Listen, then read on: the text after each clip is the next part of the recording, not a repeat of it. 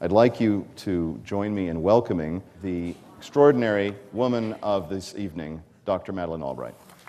It's wonderful to be with you. Thank you very much. And thank you very much, Max, for introducing me and telling everybody who I am, because not everybody always knows. I, not long ago, was coming back from China, and Chicago was the first port of entry, and I was there getting undressed for the security people, and I put my stuff down on the conveyor belt, and the lady ahead of me said, "So where'd you get all those screw-top bottles? My bottles all leak." And so I got them at the Container Store, and then I was going through the magnetometer, and the TSA guard looked at me and he said, "Oh my God, it's you." He said, "I'm from Bosnia, and we all love you in Bosnia, and if it weren't for you, there wouldn't be a Bosnia, and you're always welcome in Bosnia, and can I have my picture taken with you?" And so we have our picture taken, and he stops the whole line. And I go back to get my stuff, and the lady of the screw-top bottle says, "So what exactly happened here?" And I said, "Well, you know, I used to be Secretary of State." And she said, "Of Bosnia?" So thank you very much.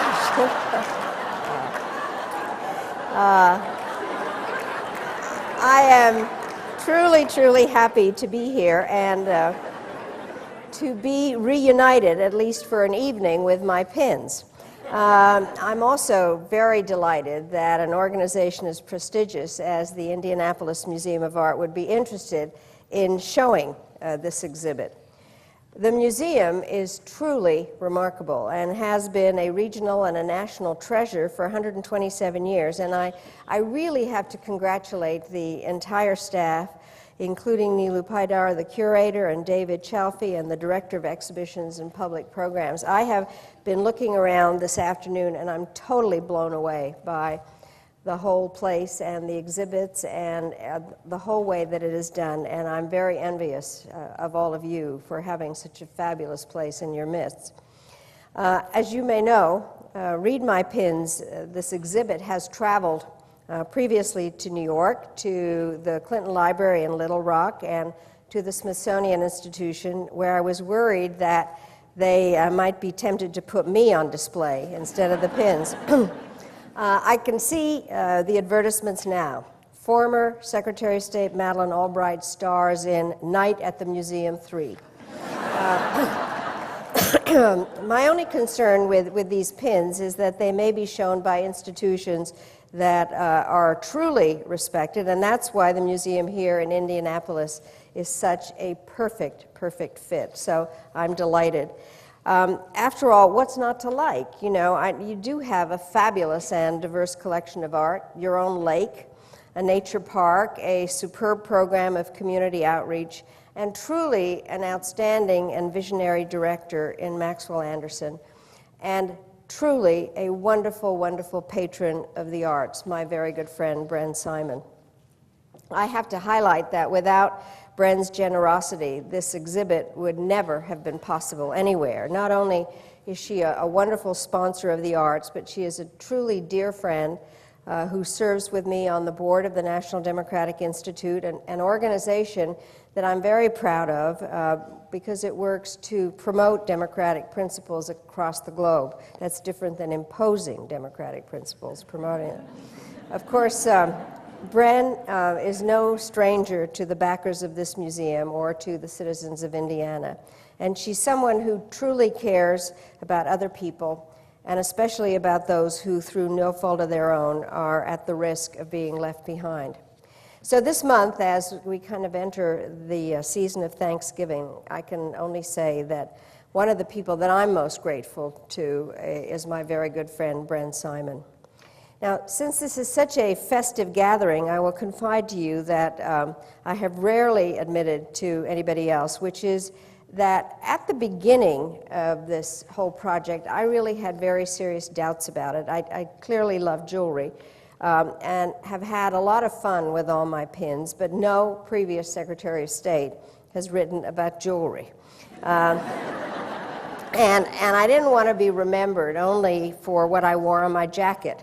But thanks to the encouragement of many people in this room, I decided to go ahead. And I'm pleased to say that the response to the exhibit and to the book has put my fears at rest. And These days when I'm on stage at some event, the first question may be about pins, but then the next half dozen are about Afghanistan and the Middle East, or Iraq, or Iran, or President Obama's approach to foreign policy, and whether it's safe to get on an airplane. So I do think that the book has accomplished what I wanted, which is to make foreign policy less foreign. It would be too much to suggest that chauvinism is dead, but I do believe that much of the world has finally accepted that it's possible for women to wear pins and earrings and think at the same time.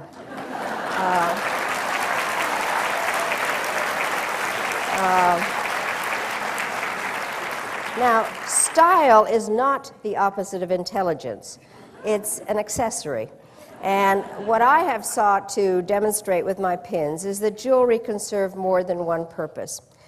I happen to love being a diplomat, and because of an opportunity to represent the United States, it has offered the chance to try to advance our national interest. And as Maxwell mentioned, actually today is the day that I arrived in America at age 11 on November 11th, 1948. So the fact that I ended up with the possibility of sitting behind a sign that said the United States, I think, is the greatest honor that could possibly happen. But let me say, even with the great honor, being a diplomat does mean going to lots and lots of meetings, whether they're bilateral, trilateral, quadrilateral, or in the case of the Group of 8, octagonal. Through the years, my predecessors as Secretary of State appeared at such meetings in their fancy suits and power ties, not to mention whiskers and beards. And when I took office, I thought that the time might be right to display pins with attitude. Now, obviously, the idea of using pins as a diplomatic tool is not found in any foreign policy manual. And the truth is that none of this would have happened if it hadn't been for Saddam Hussein.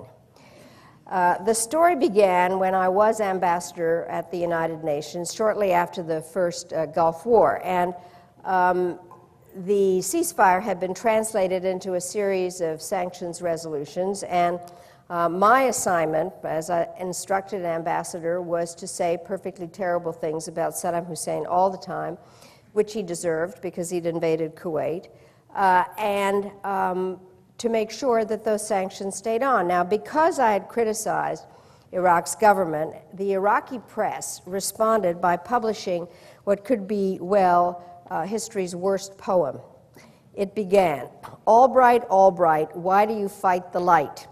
The author then invoked the wrath of ancient Sumerian gods, warned that I could not block the road to Jerusalem with a frigate or an elephant, and referred to me as an unparalleled serpent. Now, maybe in Arabic, the verses may have delighted the ear, but when translated into English, not so much. Still, when somebody writes a poem about you, it's only polite to respond. And so I wore my snake pin to meetings with Iraqi officials or whenever we dealt with Iraq. And what happened was that I think you've seen pictures where the ambassadors come out of the official meeting and go and talk to the press. And so all of a sudden I'm there talking to them, and one of the cameras picked up the fact that I was wearing the snake pin and asked why. And I said, because I've been compared to an unparalleled serpent. And then I thought, well, this is fun. So I went out and I bought a lot of costume jewelry, and from that time forward, jewelry was a signature part of my diplomatic arsenal. And wherever I went, it was kind of fun to see how other foreign ministers or ambassadors reacted to what I was wearing. So if I had on a ladybug or a butterfly, they would know that I was in a good mood. And if I wore my angel pin, they could expect me to be gentle, and if a balloon, that I had high hopes. But if I wore a spider or a wasp, they had fair warning to watch out. Now, deciding what pin to select for a particular meeting was enjoyable, but also, I've got to tell you, really hard work, especially early in the morning. And when I was preparing for a trip, I had no idea all the things that would happen, so I just grabbed a handful from my dresser drawer and hoped to do the best. Of course, one of the problems with this whole activity is that pins can do an awful lot of damage to your wardrobe. And so while I found that I had to keep buying bigger and crazier pins to cover up all the holes, there was also the question of the clasp, which has a long history. Now, as I write in my book, ancient hunter-gatherers used pieces of flint to keep their clothes on while running around in the forest trying to catch their next meal. Now, I mention this only because I could not have been the first person embarrassed by a pin coming undone at the wrong time. For me, the wrong time just happened to be in the ceremony where I was sworn in as Secretary of State. Now, it never frankly occurred to me that I'd get to be Secretary of State, and when my name started appearing on some of the short lists, I had gone into my favorite jewelry store, and a man came out and he had this gorgeous pin, and he said, it was an eagle, and he said, you have to get this, and it was a little pricey, and I thought to myself, on the off chance that I become Secretary of State, I will go and buy the pin.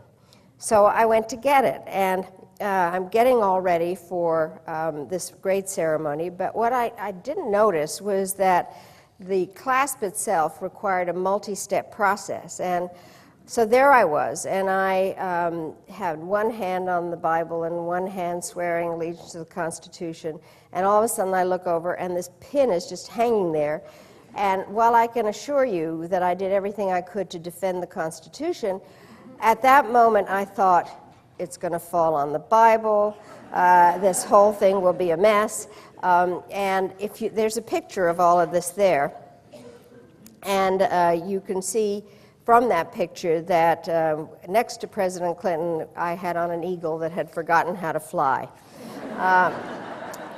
It wasn't a great start, but I must have done fairly well as the first woman Secretary of State, because these days they hardly even consider men for that job.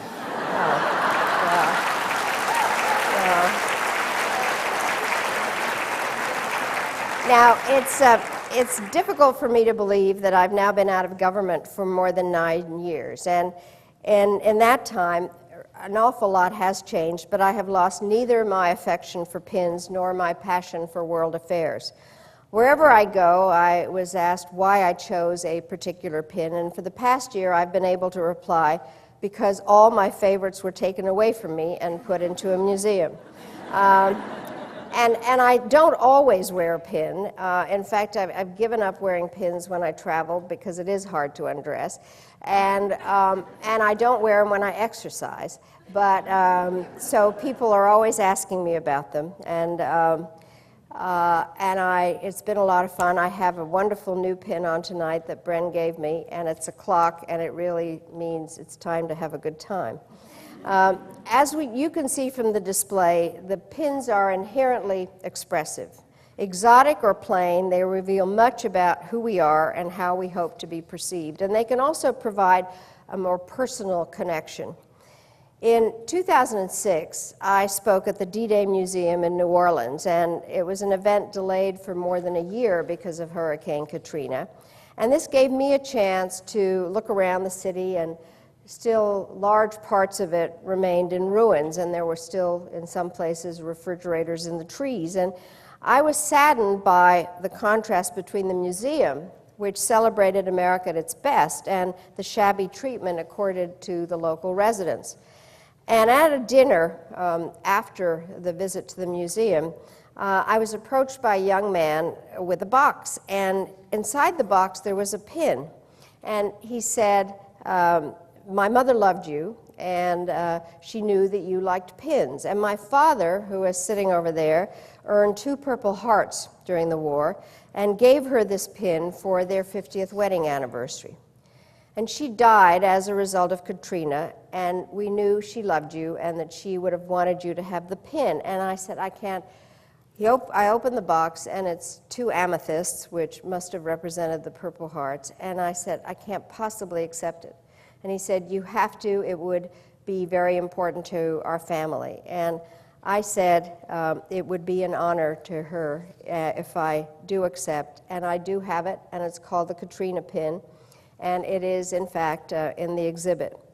And I wore it before I put it in the exhibit as a reminder that jewelry's greatest value comes not from the cost of the stones or from the brilliance of the design, but from the emotions that we invest in them. And that's why the gems we cherish most are those that recall to our minds the face or spirit of a loved one. After all, the one thing that can never be contained, even by a museum, is our ability to think about and to care about one another. So I'm very, very pleased to be here with you this evening and to have a chance to share my stories and to answer your questions. And one of the best parts about no longer being Secretary of State is I can actually answer your questions. Thank you.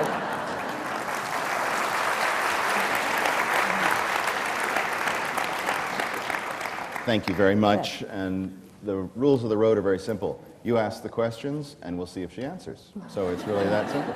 And if you will ask as loudly as you can, I will repeat it for the benefit of those in the balcony or back who can perhaps not hear it the first time. So with that, I will look out upon this audience of not bashful Hoosiers and visitors to our city and see what happens.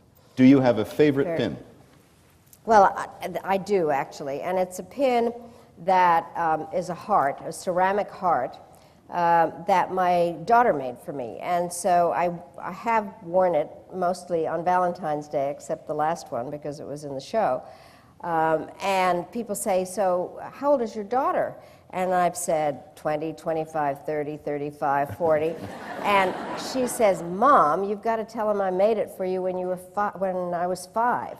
But it's Katie's heart, and so that is my favorite pin. And in many ways, it goes to show what I said at the end, which is most of my pins are costume jewelry and not expensive, and the kind that anybody can have. And so it is the kind of emotion that goes into it. But Katie's heart, I think, is my favorite pin. You alluded to a dresser drawer, but there are so many. How did you possibly know where to find them and where to go? Well, I'll tell you, first of all, this whole thing kind of grew beyond my control. But what happened was that I have things that I hang in my closet that look like little pockets that you would put shoes in. So out of the plastic bags in my closet, when the whole idea came up in the first place, we took the pins out and put them on a sheet on a bed. And when they were all there together, they looked like some fabulous abstract art with lots of colors and shapes. And I had originally had them organized by color. I figured that if I was wearing something that would be the easiest. However, in the process of this book, they began to be organized by species. So there are the birds and the fish and the octagonals and all that. And I have tried to organize them back in the plastic. I'll tell you what's happened is, as I said, most of my pins are upstairs. And since I've now gotten many new pins, which I call pity pins because people are feeling sorry for me, I've had to reorganize them, and I'm trying to put them back into some species because it's easier to do that than color. But they are just hanging in plastic bags. I think our registrar would empathize with your situation. In charge of tens of thousands of objects. Yeah. What in your career was your most frightening day? Well, I actually, this is not a hard question to answer. I loved being Secretary of State. I think that's probably clear to everybody who knows me, except for August 7th, 1998, which is when I was in Rome. I had gone there actually on a private visit for somebody's wedding, and we got a phone call that the embassies in Kenya and Tanzania had been blown up. And we did not really know what it was all about, and trying to sort out what had happened and why it had happened. And then that kind of extended into several frightening days of having to go to Nairobi. And then I think probably the most memorable and peculiar day of my entire life was bringing the bodies back and sitting in a cargo plane with coffins covered with American flags. So that series of things, I think, was the interesting part in terms of frightening generally. First of all, I had wonderful security. The State Department has diplomatic security who kind of envelop you.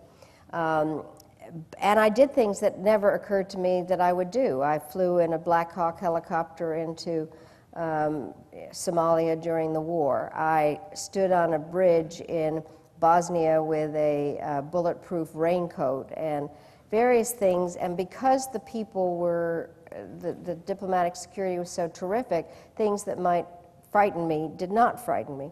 One of the things I have to tell, I completely reversed roles with my daughters, because I was on the road the whole time, and so one of my daughters, who's a lawyer, I put her in charge of paying my bills, and she would call up and she'd say, did you really need another pair of shoes? Or, and then I was actually in Croatia, and I was in a market, and because I had spent some of my childhood in Yugoslavia, I could actually understand what they were saying. And all of a sudden they started yelling at me that I was a whore, and they started throwing stones, and we got out of there.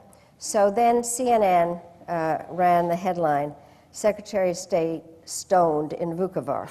So my daughter calls up and says, what do you mean being in a dangerous place? You can't just go somewhere without telling us what you're doing. So I was not personally frightened, but they were on my behalf. I thought that was a different kind of stone. So I was generational difference. Generational maybe. Yeah. difference. So the worldwide monetary system is in disarray, and the nations involved each have a different point of departure on how to solve that. How do we find common ground?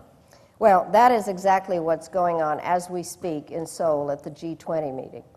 But the way we got here, I think, is something that explains the differences of kind of point that you're making. First of all, we have operated in a world where the dollar has been the basic currency, and other currencies are pegged to the dollar, or have been. At the same time, the Europeans developed a new currency, the euro, which has fluctuated back and forth and at various times was higher than the dollar or equivalent to the dollar. Then you have the problem of the Chinese, who are, as a result of the way they operate their system, able to keep their currency at a low level.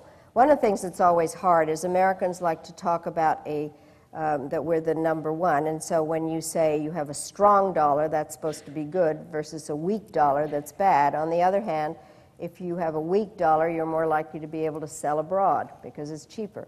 So I think we should have different terms. But anyway, the Chinese have managed to have a weak currency because they are exporting madly, and they are, in fact, I think, creating some of this disequilibrium. The problem is, and the discussion that's going on in Seoul now, is that we have very different economic systems. And the Chinese are able to subsidize a lot of what they're doing. They have an industrial policy. And I think that there are, as I've read about what's going on there, real discussions in terms of is the rest of the world totally ready to have a free market system where the currency fluctuates according to supply and demand? And I think there's a real question. I happen to believe that the best system is a free market democracy. But what is happening is there are countries that are part of the G20 that in fact see the Chinese model as the model that they want. And frankly, I think one of the questions now is how are they regarding President Obama? He has a very hard job in Seoul. He needs allies there, and to some extent he has some of the Europeans that are his allies and some who have a different perspective. But it's the question, because the problem that's out there is the global economic crisis, and it has shown how interrelated we really are, and yet we don't have an institution that can deal with the problem. The G20 is kind of made up recently, and the institutions that were set up after World War II, like the World Bank and the International Monetary Fund, are not working as well as they should. But it is the problem of the day. I'm looking in the balcony, hoping for an emboldened hand there, and not seeing one. So, to you. As one of the most powerful women in the world, how do you see the power of Hillary Clinton and Condoleezza Rice, and how would you compare that with your situation? Well, what was interesting, let me just say this, is that my chronological age and career always kind of put me often in the room as the only woman for whatever reason. But I always wanted to find some kind of a support system. So when I was at the UN, just to give you some context on that question, it was one of the first times that I didn't have to cook lunch myself. So I asked my assistant to invite all the women that were representatives for lunch. And at the time that I was there were 183 countries in the UN. So I get to my apartment, and there's 6 other women there. And they were from Canada, Philippines, Kazakhstan, Trinidad, Tobago, Jamaica, and Liechtenstein, and me. So being an American, I created a caucus. We called ourselves the G7, and we lobbied, and we managed to get women judges on the War Crimes Tribunal for the former Yugoslavia and Rwanda because the crimes were mostly against women. So then when I became Secretary of State, I also wanted to get a support group, and so at that time there were 14 women that were foreign ministers. And it was so funny because people that know me well will understand what I'm about to say. There's me, and then there's this Madeleine Albright character. And so other foreign ministers said, we were named because our country wanted to have a Madeleine Albright.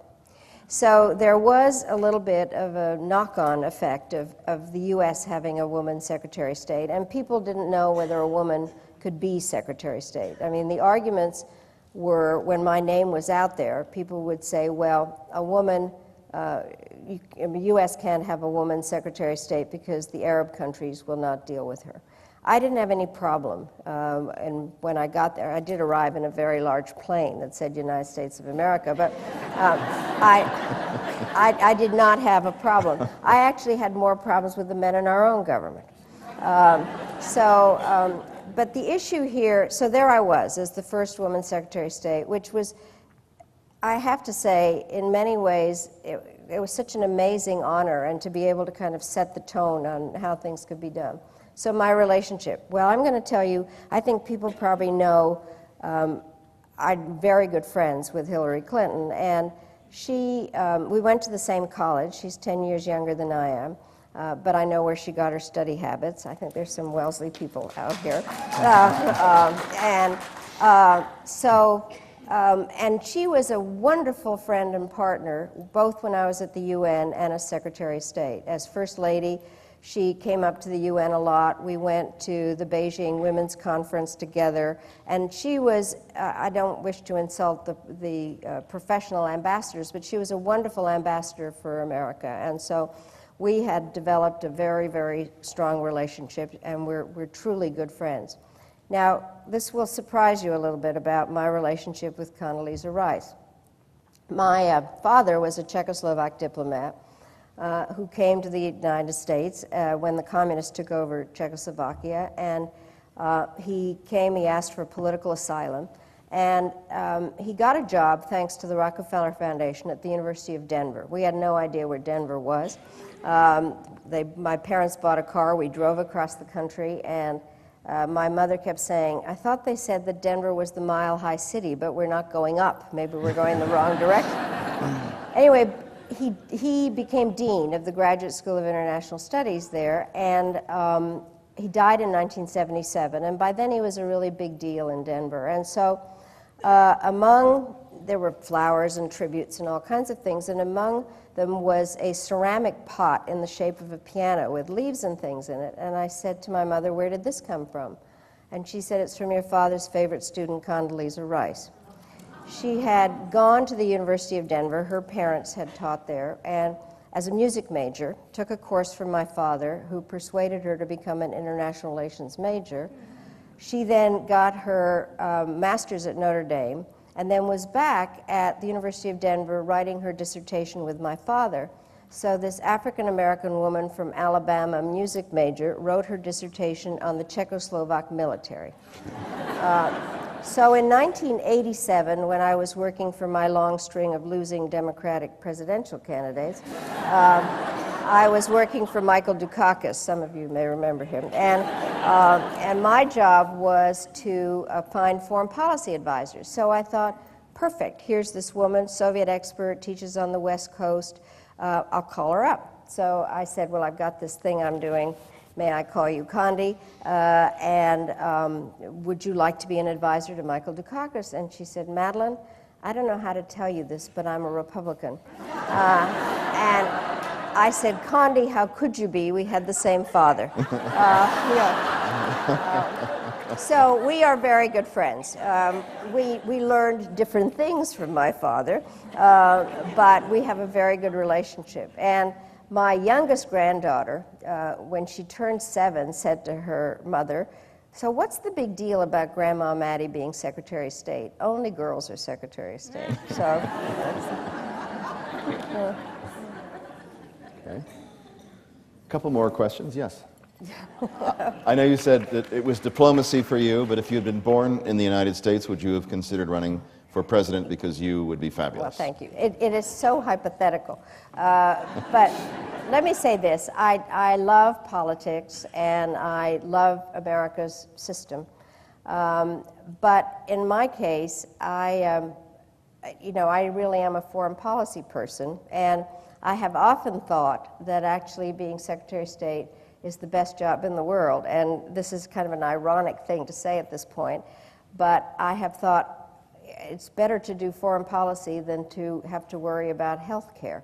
So I think that the bottom line is that it never would have occurred to me. What is really amusing, however, is, as I said, I was born in Czechoslovakia, and I did not, I went there a lot during the communist period as somebody who did research. And then all of a sudden, they had their Velvet Revolution, and they had a completely remarkable human being, Václav Havel, as president. And we became very, very good friends. And all of a sudden, he asked me to come to the Czech Republic by then. And he's a playwright, so he planned this crazy trip. And people in my office said, why are we going to these villages? What are we doing? And it turned out that all of a sudden we were in a press conference, and he said, I want Madeleine to be the president of the Czech Republic. And what he had done was to take me, to identify me with the first president of Czechoslovakia, Thomas Masaryk. So we were going to his mother's village and all that. And I was trying to figure out how to say no thank you without being rude. Because I am an American, and I am so glad I grew up in America. And while it's kind of nice to think about what it would be like to be the president of a country, and they have a nice castle, but the bottom line is that I am so thrilled to have had the opportunities that I have had, and thinking about it today especially makes me very grateful. On the 50th anniversary of our coming to America, I went with my sister and we took our oath of citizenship again. And then one of the great moments of my life was in July 4th, 2000, to be at Monticello and be able to be there to give the naturalization certificates to the new citizens. And as I was doing that, I said to them, this is the most important piece of paper you will ever get. Be sure to keep it safely. So I'm very happy with everything that's turned out for me. At what other time in American history would you like to have been Secretary of State? What a great question. Well, I tell you, I actually, and let me make this, if you don't mind, I'm going to answer it a little bit longer. My whole life revolves around the fact that I believe that when America is present, good things happen. When America is not present, bad things happen. I believe in the goodness of American power. And in my autobiography, I kind of write about the various things that happened. And as somebody that was born in Czechoslovakia, there was a terrible time when the Munich Agreement was in 1938, and the British and French made a deal over the heads of Czechoslovakia with the Germans and the Italians. And the country was dismembered, and it led to World War II. And then when, again, it's a good day to be talking about it, when Americans came into World War II, everything changed. I was a child in England. We were then able, ultimately when the war was over, to go back to Czechoslovakia. But because as a result of deals made during the war, the Red Army, so-called, liberated Central and Eastern Europe. We ultimately had to leave again. And the whole theme weaves through my life in terms of where America could have been and should have been. So if I could have been Secretary of State in that period, in the late 30s, it would have been good to have America say it was time to stand up to Hitler much earlier. That would have made a big difference. I would have loved also to have been Dean Acheson. I mean, he did amazing things in terms of creating the infrastructure that has taken the world from the end of World War II through the whole Cold War period. And what is interesting is that now, and it goes to the question that you asked about the currency system, the various systems that were created after World War II are not working at the moment. So while I would never wish to take the job away from my best friend Hillary Clinton, it is not a bad time to be Secretary of State at this moment. We have time for one more question, and I keep looking to the balcony. I'm not getting, I got one. That's how we'll close out the questions. Please. What in your previous training in your life prepared you to negotiate with all these world leaders? My children.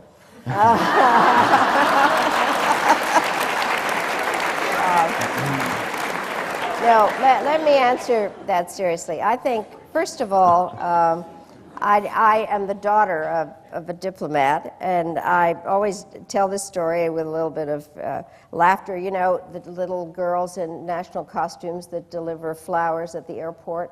I used to do that for a living. And I have spent most of my life thinking and talking about foreign policy and watching my father, who had been a diplomat and then was really great in teaching about it. But I think the thing that there's several parts. First of all, I think that being a good diplomat means that you are able to put yourself into the other person's shoes and understand what it is they're looking for in the deal. And then also to know a lot about the person that you're dealing with in terms of understanding what their baggage is, what their psychological profile in whatever way. And then I think the most important thing is being able to listen and be patient, but the most important is understanding what country you represent and having your principles. I mean, I had some pretty nasty times. I was with Milosevic, who kept trying to explain his version of Yugoslav history to me, and I said, you don't have to tell me about that, I know what that's all about.